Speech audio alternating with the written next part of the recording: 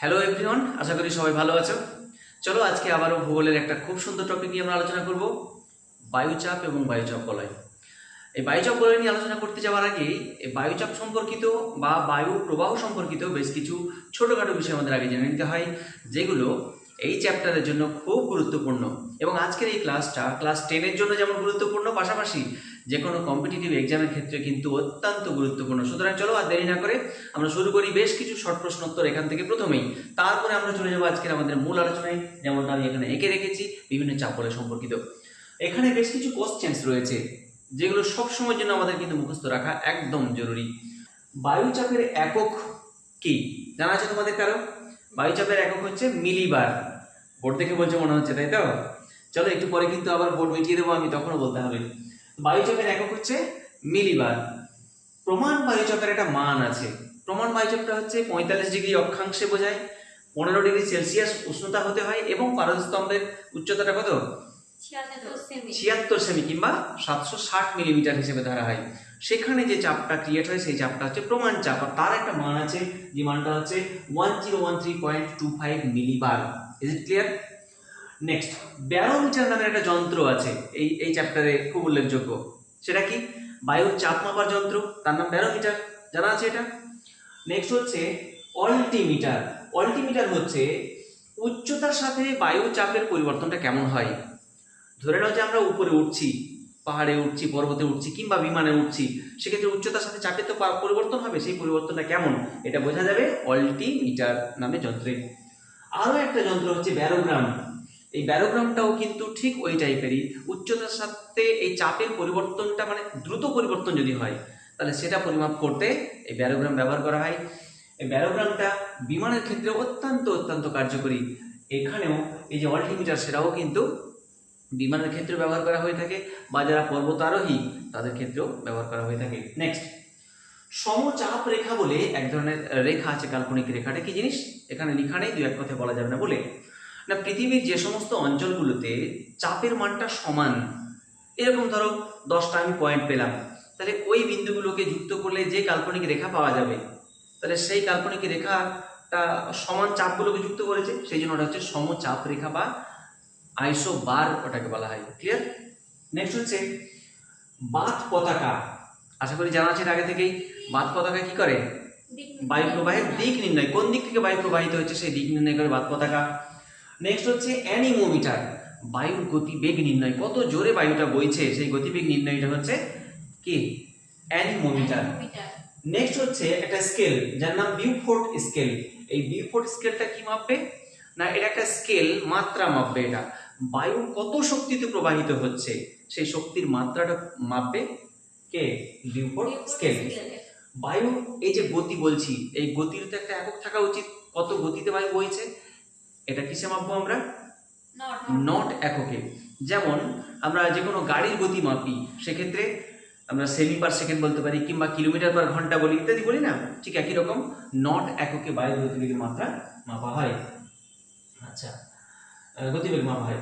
Coriolis বল বলে একটা বিষয় আমরা আজকে বুঝবো। আমরা বুঝবো ফেরেলের সূত্র, 22 ফ্যারাড সূত্র এবং দুটো কথা ITCZ এবং অশ্ব অক্ষাংশ। এই কয়েকটা বিষয় আমি এখনই একটু আধটু করে বলে রাখছি, পরবর্তীতে আমাদের আজকের মূল আলোচ্য বিষয়ে কিন্তু প্রয়োজন হবে। প্রথমে চলে আসছি আমরা কোরিওলিস বল। কোরিওলিস বলটা কি? এই যে পৃথিবী আবর্তন করছে, এই ধরো আমার কাছে একটা পৃথিবী রয়েছে, এই যে পৃথিবী, এই পৃথিবী কি হচ্ছে? সবসময় ঘুরছে, আবর্তন করছে। তো এই আবর্তন করার ফলে আমরাও সবাই, পৃথিবীতে যত বস্তু রয়েছে আমরা রয়েছে সবাই তাহলে ঘুরছি। ঘুরছি মানে বাইরের দিকে একটা বল ক্রিয়েট হচ্ছে না? এই যে বিক্ষেপ বলটা, এই বিক্ষেপ বলটা হচ্ছে কোরিওলিস বল। এই কোরিওলিস বলের ফলে কি হয় না, বাতাস বা বায়ু কোন দিকে প্রবাহিত হবে, কোন দিকে বেঁকে যাবে, এই বিষয়গুলো কিন্তু আছে। এবং এই যে বাতাসটা কোন দিকে কোরিওলিস বলের ফলে বেঁকে যাবে, সেই বিষয়টা বিজ্ঞানী ফেরেল দিয়েছেন। সেই কারণে ফেরেলের সূত্র আমরা বলি। ফেরেলের সূত্রটা আমরা এখানে গিয়ে ডিটেলস বলবো, তবে এখনই একটু বলে রাখছি। ফেরেলের সূত্র অনুযায়ী বায়ু উত্তর গোলার্ধে ডান দিকে বেঁকে যাবে আর দক্ষিণ গোলার্ধে বাম দিকে বেঁকে যাবে। নেক্সট হচ্ছে 22 ব্যালট সূত্র। বিজ্ঞানী 22 ব্যালট তার নাম অনুসারে। তো 22 ব্যালট সূত্র কি বলা হচ্ছে এখানে? ওই একই জিনিসটাই, যে যখন উত্তর গোলার্ধে ডান দিকে বেঁকে যাবে তো ডান দিকে উচ্চচাপ ক্রিয়েট হবে আর বাম দিকটাই নিম্নচাপ। আর দক্ষিণ গোলার্ধে উল্টো, দক্ষিণ গোলার্ধে বাম দিকে বেঁকে যাবে, মানে বাম দিকে উচ্চচাপ আর ডান দিকে নিম্নচাপ। আশা করি এই পর্যন্ত আপাতত বোঝা গেল। ITCZ বলে একটা শব্দ লেখা রয়েছে। I for inter, T for tropical, C for convergence and Z for zone. অর্থাৎ এখানে এমন একটা জোন আছে, এমন একটা অঞ্চল আছে যেটাকে ITCZ বলছি, ইন্টার ট্রপিক্যাল কনভার্জেন্স জোন। কি বিষয় সেটা আমি এখানে পরবর্তীতে আলোচনায় আসছি। নেক্সট আরেকটা বিষয় হচ্ছে অশ্ব অক্ষাংশ। আমরা অক্ষাংশ দ্রাঘিমা বিষয় সম্পর্কে আগে থেকে জানি। তো এমন একটা অক্ষাংশ আছে যে অক্ষাংশটাকে অশ্ব অক্ষাংশ বলবো। কোথায় আছে আমরা এই আলোচনায় আসছি। এই চাপ বলয় আলোচনায় যাওয়ার আগে আমরা একটু অক্ষরেখার দিকে আলোচনায় যাই, তাহলে আমাদের অনেকটা চাপ বলয় আলোচনা করতে সুবিধা হয়ে যাবে। অক্ষরেখা টোটাল কতগুলো বলো তো, মনে আছে? 179, 179টি অক্ষরেখা মোট ছিল। তার মধ্যে সব থেকে বড় অক্ষরেখা মহাবৃত্ত বলেছিলাম আমরা কোনটাকে, নিরক্ষরেখাকে, যেটা 0 ডিগ্রি মান যার। তার থেকে আর বেশ কিছু অক্ষরেখা আমরা পড়ে রেখেছিলাম প্রয়োজনীয়গুলো। আর কোনটা কোনটা পড়ে রেখেছিলাম, যেমন কর্কট ক্রান্তি রেখা 23.5 ডিগ্রি উত্তর, তারপরে সুমেরু বৃত্ত রেখা কত ছিল 66.5 ডিগ্রি উত্তর, আর সুমেরু 90 ডিগ্রিতে ছিল। নিচের দিকে কি ছিল, মানে আমাদের অঙ্কন অনুযায়ী নিচের দিকে দক্ষিণের দিকে সেটা ছিল মকর ক্রান্তি রেখা 23.5 ডিগ্রি দক্ষিণ, তারপরে ছিল কুমেরু বৃত্ত রেখা 66 ডিগ্রি দক্ষিণ, আর ছিল 90 ডিগ্রি দক্ষিণে কে, কুমেরু, তাই তো? ঠিক ওই অনুযায়ী আমরা এখন ভাগ করব। এখানে যেটা আমার হাতে একটা গ্লোব রয়েছে, এই গ্লোবটা লক্ষ্য করে দেখো, এখানেও কিন্তু এই যে অক্ষরেখাগুলো এই মাঝ বরাবর যেটা বিস্তৃত হয়ে রয়েছে, এই মাঝ বরাবর যেটা আছে সেটা হচ্ছে নিরক্ষরেখা। এর থেকে একটু উপরের দিকে যেটা 23.5 ডিগ্রিতে আছে ওটাকে আমরা বলছি কর্কট ক্রান্তি রেখা, যেটা উত্তর গোলার্ধে। তার উপরে 66 ডিগ্রিতে আছে সুমেরু বৃত্ত রেখা, তারপরে সুমেরু ইত্যাদি ইত্যাদি। নিচের দিকে মকর ক্রান্তি রেখা, তারপরে কুমেরু বৃত্ত রেখা আর কুমেরু। ঠিক এই বিষয়টাকে মাথায় রেখে আমরা কিন্তু আজকে আলোচনায় আসবো এই চাপ বলয়। টোটাল চাপ বলয় কিন্তু 7টা। আমরা যে অক্ষরেখাগুলো প্রয়োজনে আলোচনা করলাম সেখানেও 7টাই ছিল। অক্ষরেখার কাছাকাছি অংশগুলোকে নিয়ে জোন গঠিত হয়েছে, সেগুলো আমরা দেখবো। বোর্ডে আমার একেবারে লেখা রয়েছে, মাঝখানে দেখো নিরক্ষীয় নিম্নচাপ বলয়। নিরক্ষীয় বলয় এটাকে আপাতত ভাবো কেমন, বলয় মানে একটা অঞ্চল জুড়ে থাকবে, সেই জন্য বলয়। আর রেখার সময় একটা রেখা দিয়ে বুঝিয়েছিলাম, তো এখানে আমরা বলয় দিয়ে বলবো, অঞ্চলটাকে বোঝাতে বলয়। তাহলে নিরক্ষীয় নিম্নচাপ বলয়, নিম্নচাপ কেন সেটা পরে আসছি। তাহলে নিরক্ষীয় বলয়, তারপরটা কর্কট ক্রান্তীয় বলয়, তারপরটা হচ্ছে সুমেরু বৃত্ত প্রদেশীয় বলয়, আর উপরে হচ্ছে সুমেরু বলয়। নিচের দিকে এসো, মানে দক্ষিণ প্রান্তে, তাহলে মকর ক্রান্তীয় বলয়, তার নিচে কুমেরু বৃত্ত প্রদেশীয় বলয়, আর নিচে হচ্ছে কুমেরু বলয় বা কুমেরু বৃত্ত বলয়। আশা করি বোঝা গেছে। এই 7টা বলয় রয়েছে। এই 7টা চাপ বলয়ের মধ্যে 4টা হচ্ছে উচ্চচাপ বলয় আর 3টা হচ্ছে নিম্নচাপ বলয়। একদম মাঝামাঝিতে যেটা রয়েছে এটা নিম্নচাপ বলয়। প্রথমত আগে নিম্নচাপ বলয়গুলো দেখে নিই আমরা। নিরক্ষীয় নিম্নচাপ বলয়, তারপর একটা উচ্চচাপ হবে, তারপর একটা নিম্নচাপ বলয়, তার মানে সুমেরু বৃত্ত প্রদেশীয় নিম্নচাপ বলয়, তার উপর একটা আবার উচ্চচাপ বলয় হয়ে যাবে। এটা যেহেতু নিম্নচাপ বলে বলেছি নিরক্ষীয়, তার নিচেরটা আসবে কি মকর ক্রান্তীয় উচ্চচাপ বলয়, তার নিচেরটা নিম্নচাপ বলয়, তার নিচেরটা উচ্চচাপ বলয়। এভাবে উচ্চ নিচু উচ্চ নিচু এইভাবে আসবে কিন্তু, বা নিম্ন। আশা করি ব্যাপারটা ক্লিয়ার হয়েছে, বুঝতে পারছো এ পর্যন্ত? আচ্ছা, এবারে আসছি নিম্নচাপ বলয় কেন। আমরা এখান দিয়ে শুরু করবো আলোচনাটা। নিরক্ষীয় অঞ্চলে কি হয় না, তোমরা রবি মার্গ পড়েছো, মানে সূর্যের আপাত গতি, সূর্য কর্কট ক্রান্তি রেখা থেকে শুরু করে মকর ক্রান্তি রেখা পর্যন্ত যাতায়াত করে আপাত গতি, তাই তো? তার মানে যাওয়া আসার ক্ষেত্রে নিরক্ষীয় অঞ্চলে কিন্তু সূর্য সবসময় লম্বভাবে কি দিচ্ছে, কিরণ দিচ্ছে, ফলে সেখানকার বায়ু কি হচ্ছে, উষ্ণ থাকছে, গরম থাকছে। আর উষ্ণ হলে গরম হলে বায়ু কি হয়, হালকা হয়ে যায়। হালকা হলে কি হবে, উপরের দিকে উঠে যাবে। তাহলে এখানকার বায়ু গরম হয়ে উপরে উঠে গেল, তার মানে এখানে বায়ুর চাপটা কমলো না বাড়লো, কমলো।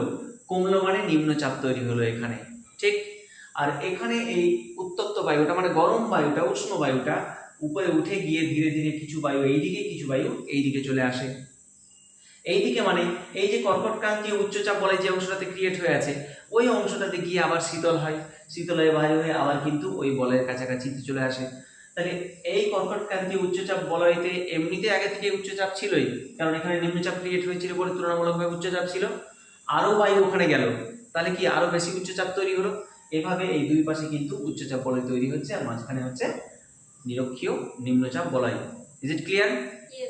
এবারে এসো, কর্কট ক্রান্তি উচ্চচাপ বলয়ের পরে তার পাশাপাশি কিন্তু আবার নিম্নচাপ বলয় ক্রিয়েট হবে, ঠিক আছে, এবং সব উপরে গিয়ে আবার উচ্চচাপ বলয়।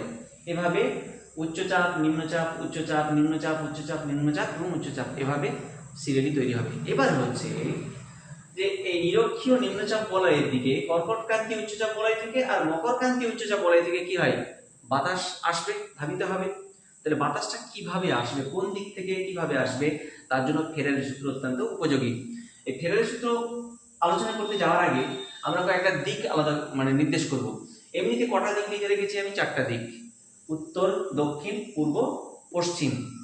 এছাড়া আরো 4টা দিক আপনাকে ভাবতে হবে। এই দুটোর মাঝখানে যদি কোনো দিক থাকে, এই বরাবর ধরো, তাহলে এখানে কি নাম দেবো, দক্ষিণ আর পশ্চিমের মাঝে, ওই জন্য এটাকে বলা হবে দক্ষিণ পশ্চিম। এই কর্নারটা উত্তর আর পশ্চিমের মাঝে, তাহলে এটাকে কি বলবো, উত্তর পশ্চিম বলবো এটাকে। এই কর্নারটা কার কার মাঝে পড়ছে, উত্তর আর পূর্ব, তাহলে এটাকে বলবো উত্তর পূর্ব। এই কর্নারটাকে কি বলবো, দক্ষিণ পূর্ব। গুড, এটা দক্ষিণ পূর্ব, বোঝা গেছে। এবারে বায়ুর প্রবাহটা আমরা দেখব। এই যে কর্কটক্রান্তীয় উচ্চচাপ বলয় থেকে বায়ু নিরক্ষরেখার দিকে আসবে, নিরক্ষীয় অঞ্চলের দিকে আসবে, বা মকরক্রান্তীয় উচ্চচাপ বলয় থেকে নিরক্ষীয় নিম্নচাপ বলয়ের দিকে যাবে, তো এটা কি একেবারে এইভাবে সোজাসুজি এখান থেকে এইভাবে আসবে, এখান থেকে সোজাসুজি কি এইভাবে যাবে, নাকি কোনো দিকে বেঁকে যাবে? ফেরেল সূত্র অনুযায়ী আমরা জানবো, ফেরেল বলতে চাইছেন যে উত্তর গোলার্ধে বায়ু ডান দিকে বেঁকে যাবে আর দক্ষিণ গোলার্ধে বাম দিকে বেঁকে যাবে। এখন এই ডান দিক আর বাম দিক কোন দিক? আমি যদি এই দিকে মুখ করে দাঁড়িয়ে থাকি তাহলে আমার ডান এই দিক, কিন্তু আমি যদি নিচের দিকে মুখ করে দাঁড়িয়ে থাকি তাহলে আমার ডান এদিকে পড়ে যাবে। এখন দেখব যে বায়ুটা কোন দিকে মুখ করে বইছে, সেই অনুযায়ী ডান ধরতে হবে আমাকে। এখন এখান থেকে বায়ুটা এই মুখে, আমার এটা যদি আমি হই, আমার মুখটা নিচের দিকে আছে, এখন দেখো ঠিক, তাহলে আমার ডান কোন দিকে পড়বে, এইদিকে পড়বে, তাহলে বায়ুটা এই দিকে বেঁকে যাবে, ডান দিকে বেঁকে যাবে। আশা করি ব্যাপারটা ক্লিয়ার হলো। তার মানে এই দিকে বেঁকে যাবে, হলো। আচ্ছা এখানে এসো, মকরক্রান্তির ক্ষেত্রে আমরা এই দিক থেকে বায়ুটা সোজাসুজিতে যাবে না, বাঁকবে। তাহলে আমার মুখটা এখন কিন্তু উপরের দিকে আছে, দেখো, তাই না? মুখ উপরে আছে মানে আমার ডান এদিক পড়ছে, তাই তো? বাম কোন দিক, এই দিক। তাহলে দক্ষিণ যেগুলো আছে সেই দক্ষিণ গোলার্ধে কোন দিকে বাঁকবে, বাম দিকে বাঁকবে, মানে এইদিকে বেঁকে যাবে। তাহলে এখান থেকে বায়ুটা কিন্তু এইদিকে বেঁকে যাবে। ক্লিয়ার? আচ্ছা, বায়ুর নামকরণ গুলো হয় যে দিক থেকে বায়ু বয়ে আসে সেই দিক অনুযায়ী। লক্ষ্য করে দেখো তো, এই বায়ুটা, এই যে কর্কটক্রান্তি উচ্চচাপ বলয় থেকে বায়ুটা বয়ে আসছে কোন দিক থেকে, এই কোণাকুণি না? তাহলে এই কোণাকুণিতে কি ছিল, উত্তর পূর্ব। তাহলে এটাকে উত্তর পূর্ব বায়ু বলবো। এবং উত্তর পূর্ব শুধু বলা হয় না, উত্তর পূর্ব আয়ন বায়ু বলা হয়, এটাকে আয়ন বায়ু বলা হয়। ঠিক, একটা নির্দিষ্ট পথে বয়ে আসে, আয়ন মানে পথ, তাহলে নির্দিষ্ট পথে বয়ে আসে, ওই জন্য আয়ন বায়ু। এটাও আয়ন বায়ু। তাহলে উত্তর পূর্ব আয়ন বায়ু এই বায়ুটার নাম। এই বায়ুটার নাম কি হবে, কোন দিক থেকে আসছে, দক্ষিণ পূর্ব। এটাও আয়ন বায়ু, তাহলে এটা হচ্ছে দক্ষিণ পূর্ব আয়ন বায়ু। পরিষ্কার? আচ্ছা, পরবর্তীতে এসো, এখানে একটা ফ্যাক্ট দেখবো আমরা। এই যে দুই দিক থেকে আসছে বায়ু, আসছে একে অপরের দিকে আসছে বায়ুটা, তাই না? তাহলে একে অপরের ধাক্কা খাবে বায়ুটা, এরকম একটা পরিস্থিতি, তাই না? তার মানে একটা বায়ু প্রবাহের ব্যাঘাত ঘটবে যদি দুই দিক থেকে এসে চাপ দেয়, দুই দিকের বায়ুটা এসে মিলিত হচ্ছে। ঠিক, এই মিলিত হওয়াটাকে বলে অভিসারী হয়ে যাওয়া, এটাকে বলে কনভার্জেন্স হওয়া। ক্লিয়ার? তাহলে এই যে জায়গাটা, এই 5 ডিগ্রি উত্তর ও 5 ডিগ্রি দক্ষিণের এই যে অঞ্চলটা, এই অঞ্চলে দুই দিকের বায়ুর চাপে কি হচ্ছে, এখানে একটা শান্ত ভাব বিরাজ করছে, বায়ু প্রবাহ তেমন হয় না। এই অঞ্চলটাকে বলা হয় ITCZ অঞ্চল, ইন্টারট্রপিক্যাল কনভার্জেন্স জোন। ইন্টারট্রপিক্যাল কেন না, এটা একটা ট্রপিক, এটা একটা ট্রপিক, এর মধ্যবর্তী, ওই জন্য ইন্টারট্রপিক্যাল। আর পরস্পরের দিকে মিলিত হচ্ছে, ওই জন্য ওটাকে বলে কনভার্জেন্স। ঠিক, আর অঞ্চল বলে জোন। তাহলে এটা হচ্ছে ITCZ জোন। এটা শান্ত বলয়, কারণ বায়ু প্রবাহ হতে পারছে না, অনুভূমিক কোনো বায়ু প্রবাহ হয় না। তাহলে কেমন জোন এটা, শান্ত জোন, শান্ত বলয়। আর এরই পোশাকি নাম হচ্ছে ডোলড্রাম। কি বললাম, ডোলড্রাম। একবার কম্পিটিটিভ এক্সামে কিন্তু এটা এসছে, নিরক্ষীয় শান্ত বলয়টাকে কি নামে জানা হয়, সেটা ডোলড্রাম। কিংবা ডোলড্রাম বলতে কোনটাকে বোঝায়, নিরক্ষীয় শান্ত অঞ্চলটাকে বোঝায়। এবারে আসে পরবর্তী অংশ। এখানে এই যে কর্কটক্রান্তি উচ্চচাপ বলয়, এখান থেকে কি শুধু এই নিম্নচাপের দিকে আসবে নাকি উপরের দিকেও যাবে? উপরের দিকে বায়ু যাবে, কারণ এটাও তো নিম্নচাপ। তাহলে এখান থেকে বায়ুটা যদি এবার এই মুখে যায় তাহলে কি সোজা উপরে চলে যাবে না ফেরেলের সূত্র অনুযায়ী বাঁকবে, বেঁকে যাবে? উত্তর গোলার্ধে এই দিকে উপরের দিকে মুখ করে আমি আছি, আমার ডান দিক কোন দিক? এই দিক ডান দিক, এখন তাহলে এই দিকে বেঁকে যাবে। তাহলে এখন এই দিকে বেঁকে বায়ুটা প্রবাহিত হবে। আচ্ছা এই বায়ুটা কোন দিক থেকে আসছে দেখো তো, এই কোনাকুনি থেকে যাচ্ছে, তাহলে দক্ষিণ পশ্চিম।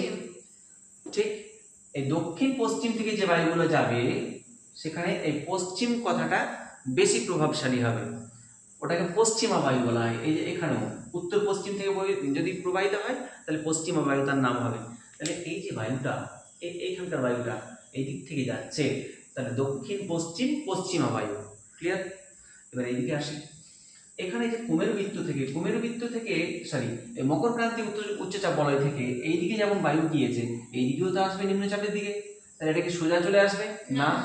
তাহলে আমি এখন এখান থেকে এই নিচের দিকে মুখ করে আসতে চাইছি, এটা কোন গোলার্ধ? দক্ষিণ গোলার্ধ। দক্ষিণ গোলার্ধে কোন দিকে বাঁকবে? বাম দিকে। তাহলে এখান থেকে যদি বাঁকতে হয় তাহলে আমার বাম কোন দিক? এই দিক। বাম হচ্ছে ওই দিক, তাহলে ওই দিকে বেঁকে যাবে। তার মানে এইরকম ভাবে বেঁকে আসবে। এই বায়ুটা কোন দিক থেকে আসছে? এই দিক থেকে, এই কোণা থেকে, তার মানে উত্তর পূর্ব নাকি? উত্তর আচ্ছা পশ্চিম। উত্তর পশ্চিম, ইয়েস উত্তর পশ্চিম। আর পশ্চিম নামকরণ থাকলে পশ্চিমা বায়ু হবে সেটা, তাহলে উত্তর পশ্চিম পশ্চিমা বায়ু এখানে আছে। আচ্ছা এই বায়ু দুটোর নাম কি ছিল? আয়ন বায়ু। আর এই বায়ু দুটোর নাম হচ্ছে পশ্চিমা বায়ু। পশ্চিমা বায়ু। এই আয়ন বায়ু দুটো অ্যাকচুয়ালি কোন দিক থেকে এসেছিল? উত্তর পূর্ব আর দক্ষিণ পূর্ব। এক্ষেত্রে এই পূর্বটা বেশি প্রভাবশালী, ওই জন্য এই বায়ু দুটোকে আবার পূবালী বায়ু নামেও আমরা জানি। এই দুটো যেমন পশ্চিমা বায়ু তেমন এই দুটো আবার পূবালী বায়ু নামেও পরিচিত। ক্লিয়ার? আবার এখানে দেখো এই যে নিম্নচাপ বলয় ক্রিয়েট হয়ে আছে, এখানে কি চাপ আছে? উচ্চচাপ। তাহলে এখান থেকেও কিন্তু বায়ু প্রবাহিত হয়ে আসবে, বোঝা যাচ্ছে? এই মেরু প্রদেশ থেকে শীতল হিমেল বায়ু প্রবাহিত হয়ে আসবে এই নিম্নচাপের দিকে, মেরু বায়ু এটাকে বলবো আমরা। তাহলে কুমেরু এখান থেকেও এইদিকে কেন বাঁকবে আগে বুঝিয়ে দিয়েছি। তাহলে এই বায়ুটাও হচ্ছে কিন্তু কুমেরু প্রদেশীয় বায়ু বা মেরু বায়ু, এটাও শীতল হিমেল বায়ু এবং তুষার বায়ু বলা যেতে পারে। ব্যাপারটা ক্লিয়ার হলো? তাহলে টোটাল কতগুলো আমাদের ইয়ে ছিল? 7টা বলয় ছিল, চাপ বলয় ছিল 7খানা চাপ বলয় ছিল। তার মধ্যে উচ্চচাপ বলয় কটা? 4টা। নিম্নচাপ বলয় কটা? 3টা। আশা করি বোঝা গেল। এখন একটা বিষয় শুধুমাত্র আমাদের আলোচনায় বাকি আছে, সেটা হচ্ছে অশ্ব অক্ষাংশ। অশ্ব অক্ষাংশটা কোথায় বিরাজ করছে? এখানে লক্ষ্য করে দেখো, এই যে 25 ডিগ্রি থেকে 35 ডিগ্রি কর্কটক্রান্তি উচ্চচাপ বলয় কিংবা 25 ডিগ্রি থেকে 35 ডিগ্রি মকরক্রান্তীয় উচ্চচাপ বলয় যে রয়েছে, এই দুটো চাপ বলয়ে কি ঘটে না, আগেকার সময়ে যখন পালতোলা জাহাজে করে ব্যবসা বাণিজ্য করতো সেখানে ঘোড়ার আদান প্রদান হতো। তো এই অঞ্চল দিয়ে যখন পাস করতো সেই সময়ে একটা শান্ত ভাব বিরাজ করতো, যেহেতু তেমন বায়ু প্রবাহ হতো না। তার ফলে কি হতো না, ওই জাহাজগুলো যেতে পারতো না। ফলে দেখা গেছে কোনো কোনো সময়ে যে ঘোড়াগুলো নিয়ে যেত সেই ঘোড়াগুলো জলে ফেলে দিত, তাহলে জাহাজটা হালকা হতো, সামনের দিকে এগিয়ে যাওয়ার সুবিধা হতো। এই জাহাজ ওখানে যেহেতু জাহাজ থেকে ঘোড়া ফেলে দেওয়া হয়েছিল, আর ঘোড়ার অপর নামই হচ্ছে অশ্ব, সেই জন্য এই 25 ডিগ্রি থেকে 35 ডিগ্রি অক্ষাংশের এই অংশটাকে বলা হয় অশ্ব অক্ষাংশ। সেটা উত্তরেরটাকেও বলা হয়, দক্ষিণেরটাকেও বলা হয়। ঠিক, মূলত উত্তরেরটাকে বেশি বলা হয়ে থাকে। অশ্ব অক্ষাংশ ক্লিয়ার হয়ে গেছে? তাহলে আজকে আমরা কি কি আলোচনা করলাম? এখানে যে শর্ট কোশ্চেনগুলো পড়েছিলাম সবগুলো পড়া হয়ে আছে আশা করছি। আর পাশাপাশি কোরিওলিস বল বলতে কি বুঝি আমরা, ফেরেল সূত্র কি, বাইস ব্যালট সূত্র কি, আইটিসিজেড কি, কিংবা অশ্ব অক্ষাংশ বলতে কি বোঝায়, এই পুরো বিষয়টা কিন্তু আশা করছি ক্লিয়ার হয়ে গেছে। না হয়নি? হয়ে গেছে। কয়েকটা প্রশ্ন করব তারপরে ছেড়ে দেবো। আইটিসিজেড কোন অঞ্চলে ক্রিয়া করে? আইটিসিজেড কোন অঞ্চলে ক্রিয়া করে? আইটিসিজেড শান্ত বলয়ে ক্রিয়া করে। শান্ত বলয় মানে নিরক্ষীয় নিম্নচাপ বলয় বা শান্ত বলয়। ওর অপর নাম কি ছিল? ডোলড্রামস ছিল। ইয়েস। আচ্ছা অশ্ব অক্ষাংশ কোথায় ক্রিয়া করে? দুই ক্রান্তীয় অঞ্চলে 25 ডিগ্রি থেকে 35 ডিগ্রি অক্ষাংশে ক্রিয়া করে অশ্ব অক্ষাংশ। ক্লিয়ার? আচ্ছা কর্কট ক্রান্তীয় উচ্চচাপ বলয় থেকে এই নিরক্ষীয় নিম্নচাপ বলয় থেকে যে বায়ুটা বয়ে আসে তার নাম কি? আয়ন বায়ু। কেমন আয়ন বায়ু? উত্তর পূর্ব আয়ন বায়ু। তার অপর নাম কি? পূবালী বায়ু, পূবালী বায়ু। পূর্ব দিক থেকে আসছে বলে পূবালী বায়ু। ঠিক একই রকম ভাবে এটাও পূবালী বায়ু, কারণ এদিক থেকে যাচ্ছে পূর্ব দিক থেকে। দক্ষিণ পূর্ব পূবালী বায়ু বলতে পারি বা আয়ন বায়ু বলতে পারি। আচ্ছা, পশ্চিমা বায়ু কি এখানে কোথাও লিখে রেখেছি আমি? হ্যাঁ হ্যাঁ, কোনটা পশ্চিমা বায়ু? এই দিক থেকে যে বায়ুগুলো বয়ে চলে আসবে, এই দিক থেকে বায়ু কোথায় বয়ে আসছে? এখানে দেখো, এই যে এই বায়ুটা এই দিক থেকে আসছে, তাহলে উত্তর পশ্চিম পশ্চিমা বায়ু এটা। এই বায়ুটা কোন দিক থেকে যাচ্ছে? এদিক থেকে, তাহলে দক্ষিণ পশ্চিম পশ্চিমা বায়ু এটা, তাই না? এই বিষয়গুলো কিন্তু খুব সুন্দরভাবে আমাদের পড়ে রাখতে হবে।